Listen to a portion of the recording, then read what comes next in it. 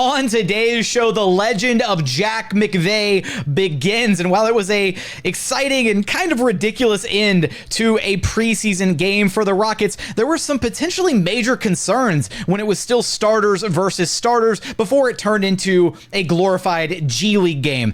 It's all coming up on today's Locked On Rockets. This is Mission Control, Houston. Ignition sequence start. 6, 5, 4, 3, 2, 1.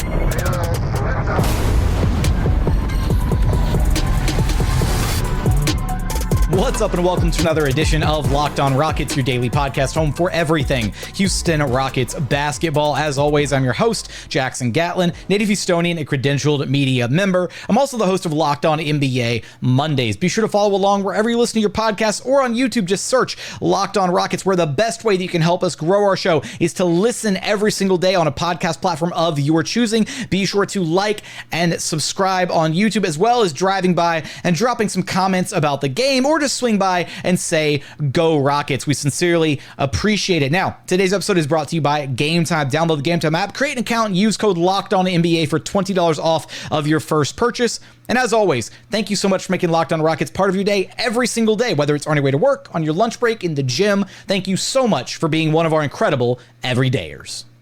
Joining us now to discuss the legend that is Jack McVeigh is none other than your weekly co-host, NBA draft enthusiast, and diehard Houston Rockets fan, Madison Moore. You can track down on Twitter at MadmanLeaks. Madison, just a ridiculous ending to a preseason game, literally the second preseason game for the Houston Rockets, a 122-113 overtime win against the OKC Thunder. That was only made possible by not just one person, two people at the end of regulation. This game was, the Rockets trailed by 2. Jermaine Samuels misses a free throw intentionally. And who else but Jack McVeigh, starting his beginnings as a Houston legend, recovers the ball, flips it up, goes in, tie game, forces the overtime. Rockets go on to win it 122-113. A ridiculous end to a preseason game. Look, you never say no to free basketball, but I kind of wanted to say no to free basketball in this instance. I was ready for this game to be over with. Look, this game was essentially the exact same thing we saw against the Utah Jazz Monday night, except the roles were reversed. Monday night, the Rockets looked like far and away the better team against the Jazz through the first half and maybe even halfway through the third quarter, and then they pulled their starters, and then the Jazz first string got to beat up on the Rockets second and third string guys.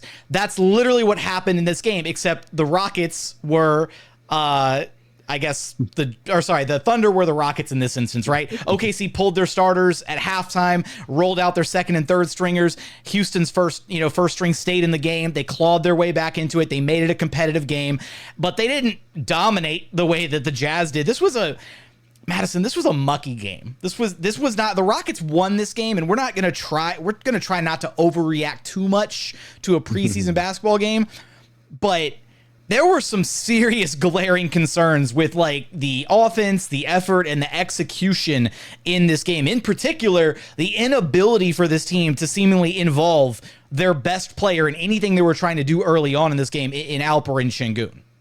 Yeah, this was a tough watch, especially offensively. Like you said, our best player on the court, and still is our best player so far, is Alperen Sengun.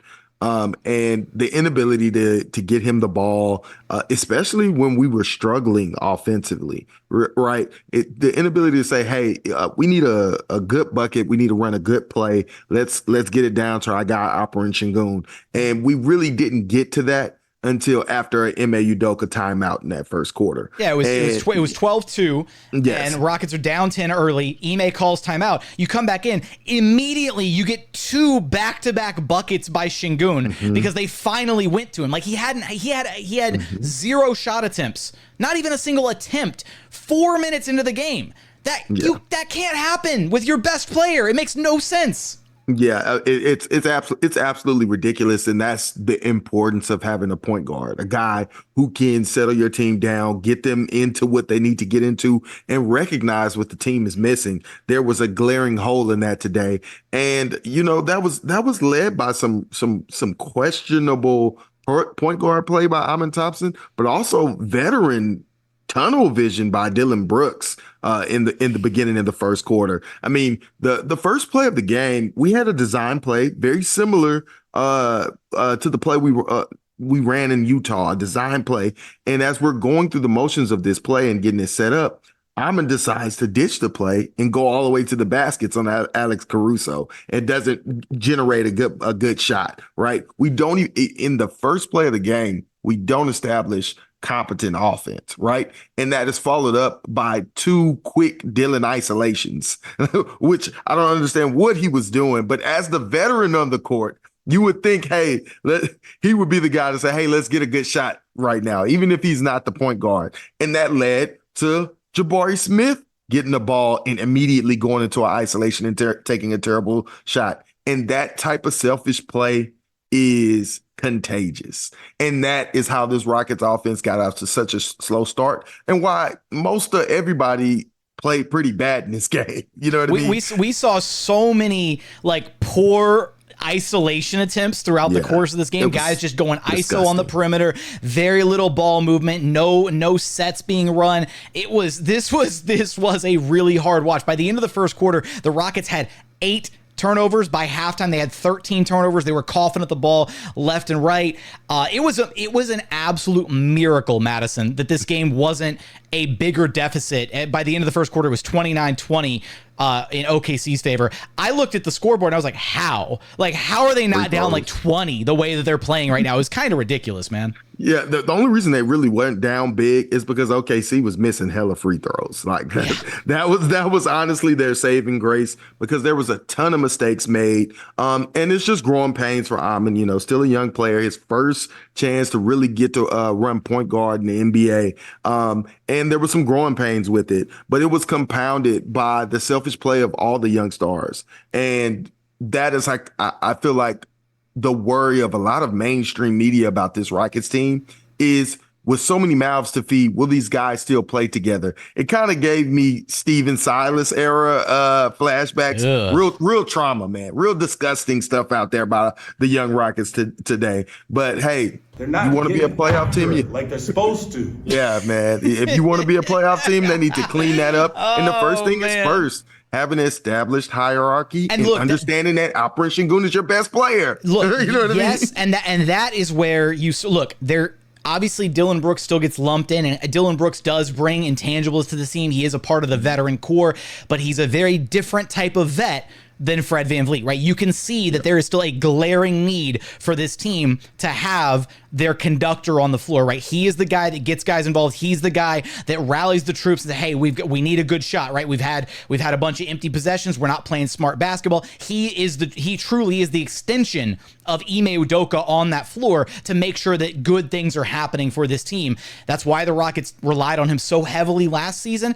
And that's why without him, you saw a team that was really, really struggling to get any kind of conducive offense rolling along. Now, coming up, we want to get into kind of the rest of the game flow here, how the bench unit actually came in and got the Rockets back into this game. A couple of the key contributors there, Reed Sheppard, Tari Eason. We're going to talk about the rest of the flow from this one, as well as highlighting the individual performances of certain guys. We're going to get there in just one moment.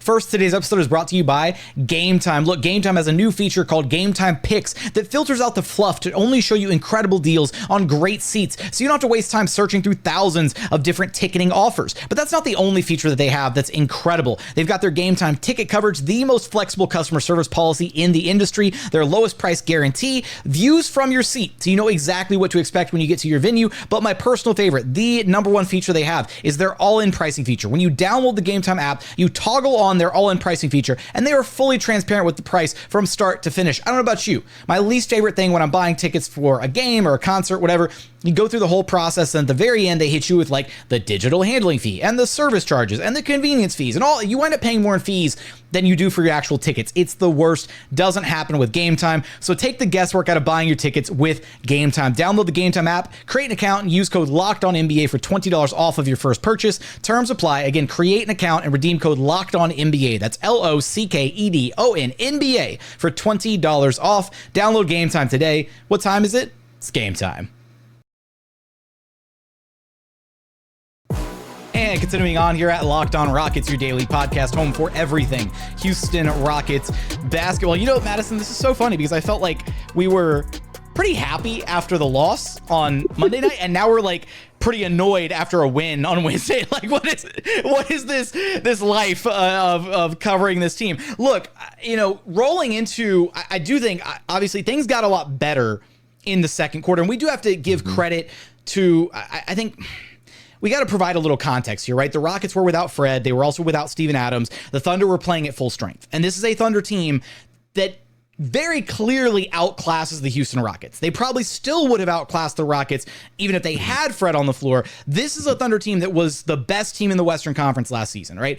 They just added Alex Caruso and Isaiah Hartenstein, and they were doing, for all intents and purposes, like a true dress rehearsal in this game.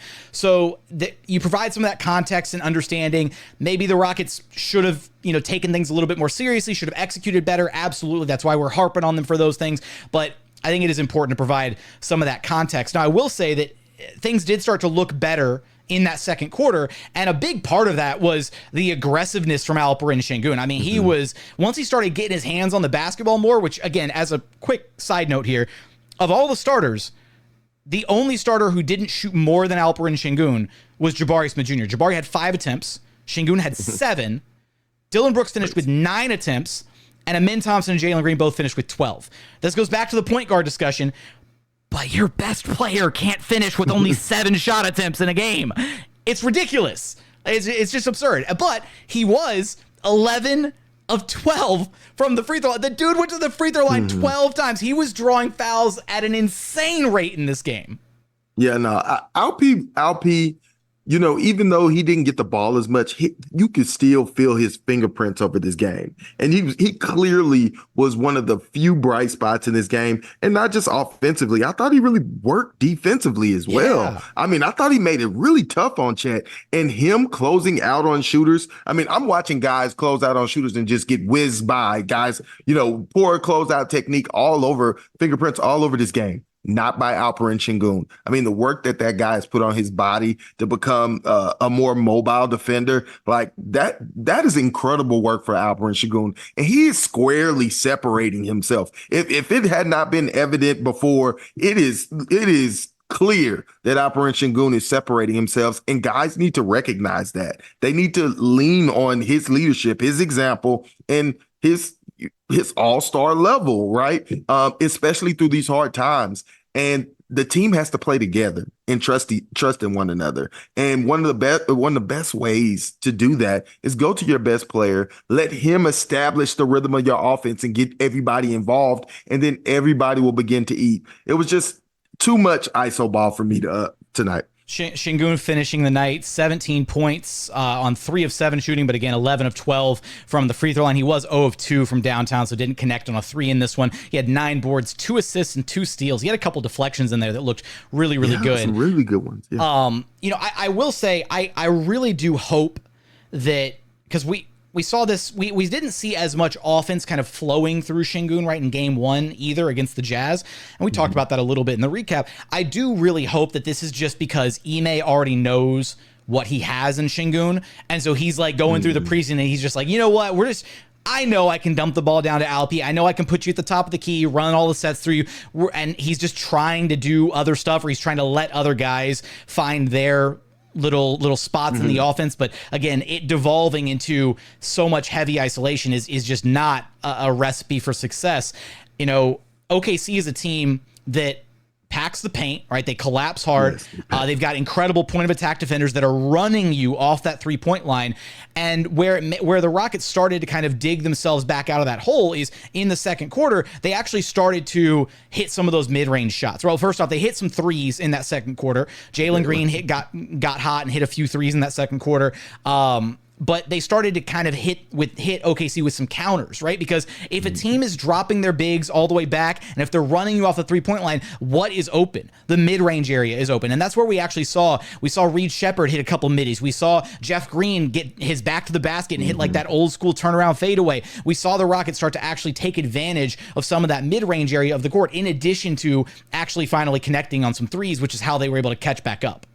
Yeah, no, I totally agree with that. I feel like the vets, I feel like Dillon Brooks calmed down and started to play within the offense. I feel like Jeff Green played a vet game, like a serious game, came in and settled guys down. Unfortunately, it didn't really work for Cam Whitmore, who fell into tunnel vision, which makes the offense choppy. The duality of Cam Whitmore, man. He was on fire last game. Yeah. And I think he was 0 of 7, I think, to start. I think it was either 0 of 7 or he was 0 of 6, and then he hit his first shot and he was like 1 of 7 or something at one point. It was a hard watch for Cam Whitmore in this game. It was every negative in the book kind of showed up for Cam last night. He has to be better. He has to recognize the situation. But as the starters start to come in towards the end of the quarter, like you said, they made some good runs, and it was mainly because I thought they settled down and played offense through Jalen Green and Alperen Sengun.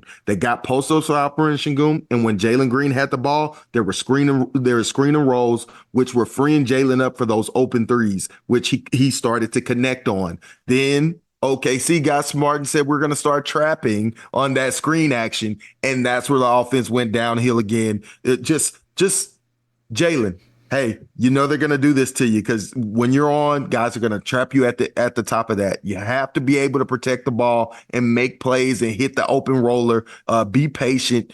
Use your pace, your newfound handle to keep the ball active, your dribble alive, and get the ball out and quick so that Alperen Sengun can operate on a 4-on-3, right? That is what we want out of that. When they're trapping you, he should be able to kick out and roll quick. He's not taking care of the ball in those situations. Although there was a lot of, I would say, tunnel vision tonight, I actually think Jalen didn't play into that tunnel vision, and he took good shots throughout the offense, but they just weren't falling at all for him. And there we go back to our consistency. Yeah, you got a couple to fall in the third quarter, but all in all, Jalen has to be better as well. He has to be, if this team is going to have hierarchy and it's going to be led by Alperen Sengun and Jalen Green, Jalen has to deliver in those moments with his playmaking, with his decision-making, and with his consistency as a shooter. It's great when the shots start to fall, but it's the inconsistency on a quarter-to-quarter basis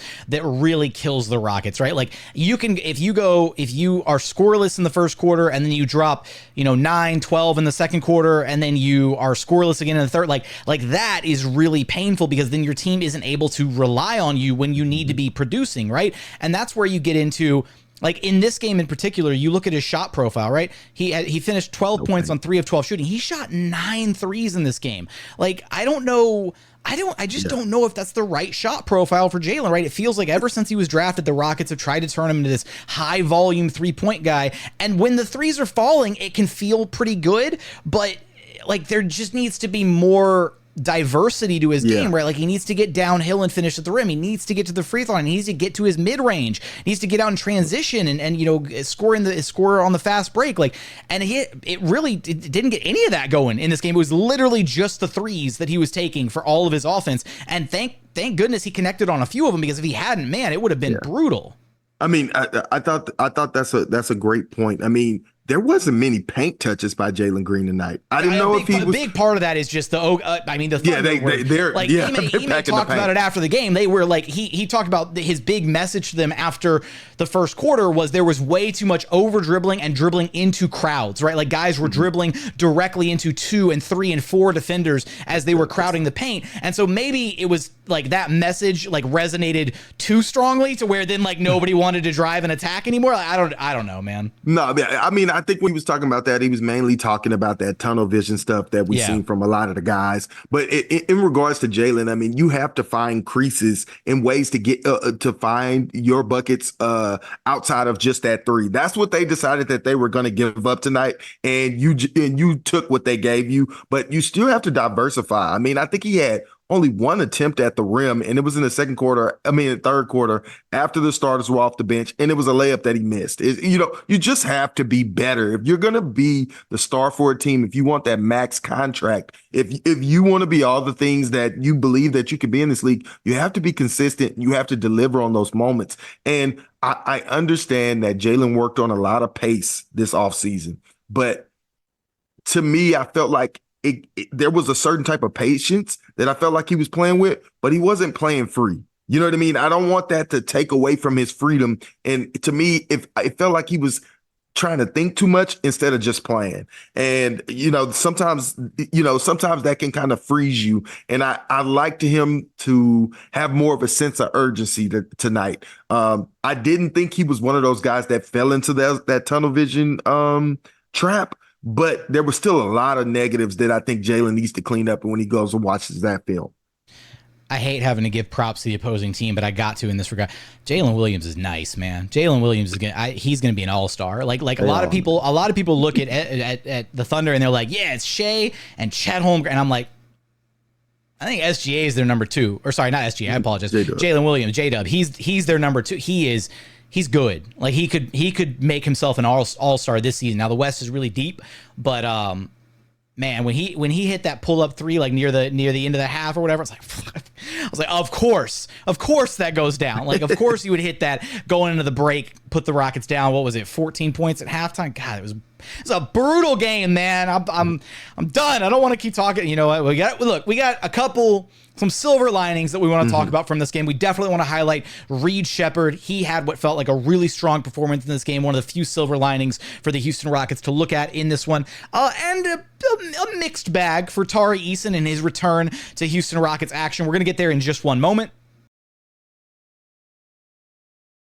First, today's episode is brought to you by FanDuel. Look, NFL fans, you can start the season with a big return on FanDuel, America's #1 sportsbook. So when you get a hunch in the middle of the game, you can check out the latest stats, you live play-by-play, and so much more on the exact same page where you place your bets. You'll get started with $200 in bonus bets guaranteed when you place your first $5 bet. Just head on over to FanDuel.com. Take a look at all the different odds available, different season leaders, different individual awards, or just the outright favorites to win the Super Bowl. Right now, the Chiefs plus 500. The 49ers plus 700, right behind them, the Ravens at plus 750, and then in a three-way tie, the Detroit Lions, the Buffalo Bills, and your Houston Texans plus 1,100 to win it all this season. So for all those odds and so much more, be sure to visit FanDuel.com.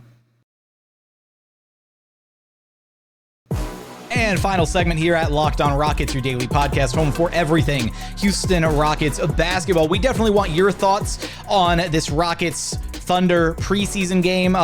Maybe we're being too negative. I don't know. It's the preseason, but I don't know. It didn't matter. We were just laughing. No, we were texting during the game, and based on our text back and forth during the game, we knew we were coming to this podcast a little hot. So, and then they went and brought overtime on us, and we were like, really? Like we were both like, come on, just. Okay. All right. We'll lock in. We'll lock in for the final segment. Reed Sheppard. Reed was great in this game. Like for everybody who was overreacting to game number 1, he was like, oh my God, Reed Sheppard's a bust. He can't shoot. He was awesome in this game. He finished with 11 points, a high off the Rockets bench, so led the bench in scoring, 5 of 7 shooting. He had 4 rebounds. He had a couple assists. He had a steal in there. I thought were some really good reads in this game. He had one where he drove baseline and then kind of jumped out of bounds and hit like a little bounce pass to the opposite corner to Tari Eason.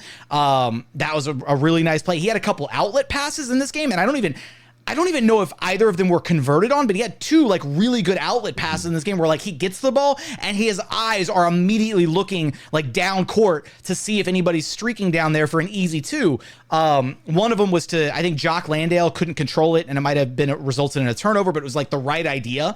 And then I think another one went to Tari or Amen, maybe maybe I'm misremembering here, but overall, and then not to mention, we highlighted it there in segment 2 very briefly, but when he started getting to the mid-range, right, it felt like that was the effective counter, right? That was what the Thunder were conceding defensively. And then Sheppard was just like, okay, cool, I'm taking the screen and you guys are dropping the bigs. Awesome. I'm just going to elevate and knock down this midi. And he had a few of those in this game. It was nice. Yeah, no, I thought Reed actually played very well. I thought, especially with the amount of defensive pressure. I mean, OKC, let's not get it twisted. This OKC team is a championship level team, and they came with it defensively. They're probably going to finish the top 3 defense in the NBA. Exactly. I mean, their defensive game plan was pretty impeccable, and they had the personnel to execute, and they were doing an excellent job at it. And I felt like their defensive pressure was really speeding the Rockets up and getting them into trouble. And I felt like Reed was one of the few players on the floor that it did not affect as much. And I actually thought that we should have kind of allowed Reed to run a little bit of the pick and roll with Sengun in some spurts, just to see what he had, just to see if, because there were that defense that they were playing needed to be solved with some special passing. And Reed is one of the few players on this team who has the skill set to make skip passes and make very difficult passes with the flick of a wrist. And as you said, he was solving the mid range. He was getting to his mid range and making those shots. I mean, I thought Reed was very poised in his few minutes. And then the 2 shots that he missed, ironically, were layups, which was hilarious. But the shot was on display. Like, he could have easily been, 7 for 7 tonight. Yeah, honestly, it was a really strong performance from him. Again, I thought he had a well-rounded performance in that first game. He just didn't hit the shots, and they were good shots. He just didn't connect on them. And again, he's too good of a shooter to worry about him. Like, again, there was that video of him getting shots up at the training facility. He was getting threes up, and he missed like 2 or 3 threes in a row at one point during the video. And he like looks over at the Noah board, clocks exactly what he was doing wrong, and then he proceeds to not miss a single other shot. Like, that's the kind of shooter that he is. So don't worry about Reed. If he's has a slightly off shooting or whatever, he's going to be just fine. And again, those glimpses of him like running the offense, those glimpses of him creating for his teammates, the court vision on display, that's the really juicy stuff. That's the stuff that you're like, okay, yeah, this is that future like lead guard potential that you're seeing out of him. Elsewhere for the Rockets, Tari Eason making his return to action. First off, it was so good to see Tari back on the court, man. Obviously, like, he talked about it at media day, right? That he damn near shed a tear when he started playing again. Being away from the game for so long was really tough on him. Like, first major injury in his career, right? Then, trying to rehab from it. Was an Iron Man in his first season with the Rockets. Like, just it's one of those where he's obviously incredibly grateful to be back, and it was cool to see him back on the court. And honestly, little bit of a mixed bag for Tari. I think some of the good, though, like, offensively, I was really impressed at just kind of how under control he seemed. Tari, in the past has been like kind of just a straight line driver, very, I don't want to say limited offensively, but just kind of doesn't step out of his lane offensively. He had a couple nice possessions in this game where he had that one drive where he took a screen, and then he just dribbled in, going right baseline, and then he kept his defender like on his hip, and then put him on his back, and read what the big in front of him was doing. The big didn't come up at him, so he just walked the ball in for an easy 2 at the rim. And I was like, okay, Tari. And then a little later in the game, he had a possession where he hit a little sauce, like on a dribble, like on, right outside the paint, like trying to create for a teammate, and then whipped a pass. And I can't remember what else happened on that possession, but like, it was like a nice little, like, just some, Tari showcasing some skills. Yeah, no, I thought you could tell he had been working on his ball handling. Yeah. He had been working on his paces as well. He's trying to survey and make decisions and not be so one-track minded and really react to what the defense is giving him. And like you said, I did remember that pass. It was very impressive. It was something added to Tari's game that was very impressive. And to me, it looked a lot of very much exploratory. You know what I mean? Exploring what exactly he can do out there. What are these new skill sets that he has. And so for the most part, I thought Tari Tari looked refreshed and looked good out there, but you can tell there was just some rust on him that he needed to knock off. A bit of the rust. I thought he really was getting after it defensively with his energy. Tari is going to bring the energy to the game, but I felt like he wanted to make an impact so bad that it ended up working against him at times, like the foul he had at the end of the first quarter that led to some free throws. It's just like you got to remember to let that one go. On the inbounds where he was on the inbound. It was like a rebound or something, and he just swiped at the ball. He wasn't going to get it. The guy had already secured it, and it was a foul with like 1 second left, and now they get free throws. You know what I mean? Just over aggressive things like that. He had a couple plays like that, and then a couple missed rotations defensively. He miscommunication on switches. A lot of times those were Tari's man or Tari's switch. But you could just tell that's just a part of the rust of getting back into the swing of things. And I wouldn't worry about Tari too much on those things. You could just tell that he was happy to be out there. He played with a lot of energy. Just sometimes it got away from him. But there was like one possession where him and Amin were like completely D'ing up, like in the first quarter, at the end of the first quarter, where it was this possession where both of them got like 3 deflections. They didn't end up with the steal, but it was just like what we were envisioning with these outlier defensive wing like guys and Amin and Tari, and we got to see a kind of glimpse of that. That was really exciting. Oh yeah, I remember pulling that clip. I was like, oh yeah, here it is, right? Like Amin on ball, Tari on the wing, and he cheats over, and then it's like, all right, you put him on Clamp City, and then after they forced the ball out of bounds, and OKC was doing the inbounds right after, that's where Tari got one of those bad fouls that on the inbound because he was being he blew the play up. Yeah, he blew did. their initial set up, and then they like had to rush get it in, and he just overexerted. Yeah, it's just like, gotta let that one go. Basically went through the guy's chest trying to get the ball, and it was just a little bit too much. But it was great to see Tari back out there. And again, the stuff about like the rust, like he'll get that cleaned up, and he'll get back into top tier defensive form probably sooner rather than later. It's probably just like a muscle memory kind of thing where once he's out there and he's like snapping to like some of the switches and some of the defensive recognition. Again, watching all this on film is very different than actually practicing it, living it, breathing it, doing it every single day. That's why it's really tough when these guys miss such a extended amount of time. It's going to mess with your ability to like step back in and immediately. I mean, hell, we were just talking about it last episode or last recap pod about Steven Adams, right, and how kind of on defense he looked a little shaky at times, right? He spent a long time away from the game, so.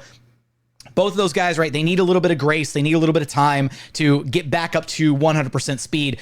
So we'll take it easy on them. We're still going to highlight if stuff's not going great, but we'll take it easy on them with the understanding that there is, context behind what might be happening there. Last thing I want to talk about really quick, Madison, before we wrap this one up. Jabari Smith Jr., little bit of a non-factor through 2 games. Like not doing anything to hurt the team.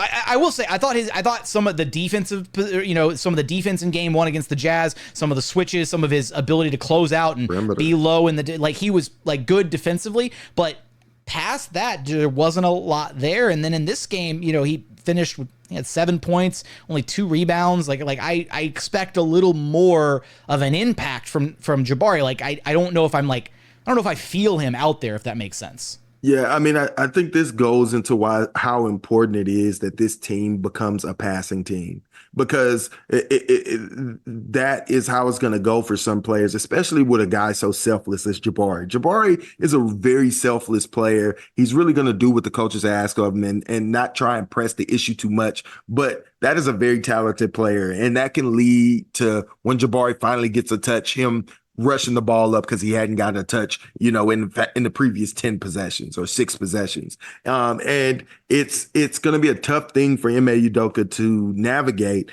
And like all these guys need touches, but the best way to do it is to find a defined offense with defined roles and to actually run it and run it through your best player and to run it through your best for the other guys. Get the ball into Sengun. And look, Jabari was just talking about it at training camp, coming off pin downs and being used as a movement shooter.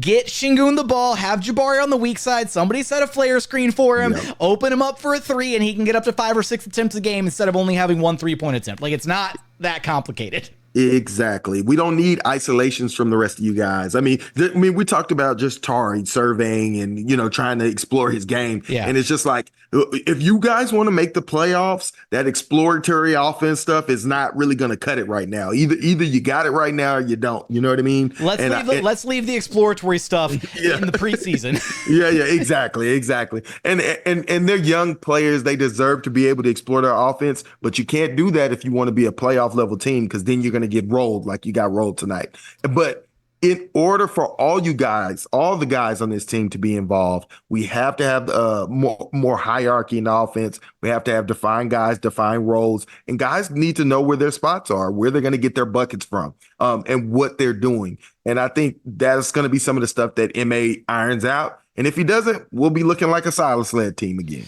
Oh God, please don't. Those are words that I didn't think I was going to have to hear on this podcast, and then now we're in. God, what a depressing note to end it on. That. Hang on, no, sorry, bro. We gotta hang on. No, what a depressing game I just watched in the preseason. That's what it was. Man. A depressing game, and I just want better for us. We deserve better. We went through years of it. Quit taking us back. Quit triggering the PTSD. All right, I think that's 2 Silas drops and 2 back-to-back recap pods now. Well, that's not true. We talked about 35 last episode, so that was fun. Anyways, on that note, we want your thoughts from the second Houston Rockets preseason game. What stood out to you? What did you like? What did you not like from this game? Let us know in those YouTube comments. But Madison, you know the drill. Let everybody know where to track you down at. Find me on Twitter at MadmanLeaks. Come talk Rockets basketball and NBA draft. That's going to do it for another edition of Locked On Rockets. As always, thank you so much for checking out the show. If you haven't done so yet, please consider subscribing wherever you listen to your podcasts or on YouTube, where, remember, the number one way that you can help us grow our show is to listen every single day, like and subscribe on YouTube, and drop a comment while you're there. But as always, thank you so much for watching. Thank you so much for listening. And we look forward to having you back right here at Locked On Rockets, your daily podcast home for everything Houston Rockets basketball.